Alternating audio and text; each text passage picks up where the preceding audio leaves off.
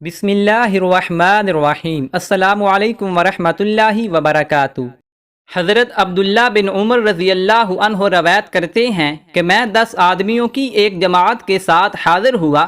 انصار میں سے ایک صاحب نے کھڑے ہو کر عرض کیا، اللہ کے نبی صلی اللہ علیہ وآلہ وسلم، لوگوں میں سب سے زیادہ سمجھدار اور محتاط آدمی کون ہے؟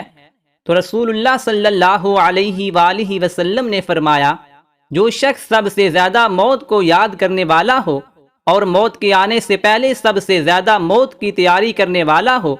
جو لوگ ایسا کریں وہی سمجھدار ہیں۔ یہی لوگ ہیں جنہوں نے دنیا کی شرافت اور آخرت کی عزت حاصل کر لی۔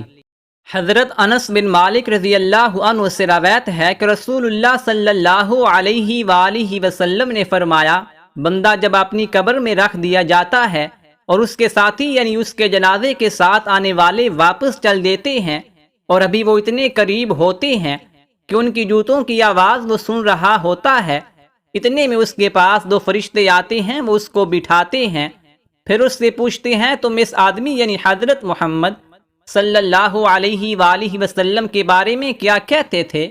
مومن کہتا ہے کہ میں گواہی دیتا ہوں کہ وہ اللہ تعالیٰ کے بندے اور اس کے رسول ہیں۔ یہ جواب سن کر اس سے کہا جاتا ہے کہ ایمان نہ لانے کی وجہ سے دوزخ میں جو تمہاری جگہ ہوتی اس کو دیکھ لو، اب اللہ تعالیٰ نے اس کے بدلے میں تمہیں جنت میں جگہ دی ہے۔ دوزخ اور جنت کے دونوں مقام اس کے سامنے کر دیے جاتے ہیں، چنانچہ وہ دونوں کو ایک ساتھ دیکھتا ہے، اور جو منافق اور کافر ہوتا ہے تو اسی طرح مرنے کے بعد اس سے بھی رسول اللہ کے بارے میں پوچھا جاتا ہے کہ اس آدمی کے بارے میں تم کیا کہتے تھے؟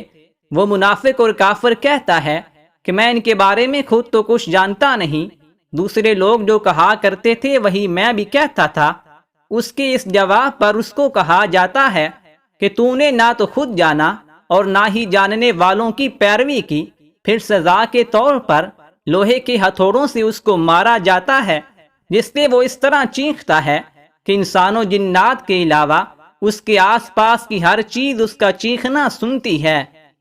حضرت ابو ہریرہ رضی اللہ عنہ سے روایت ہے کہ رسول اللہ صلی اللہ علیہ وآلہ وسلم نے فرمایا، 7 چیزوں سے پہلے نیک اعمال میں جلدی کرو۔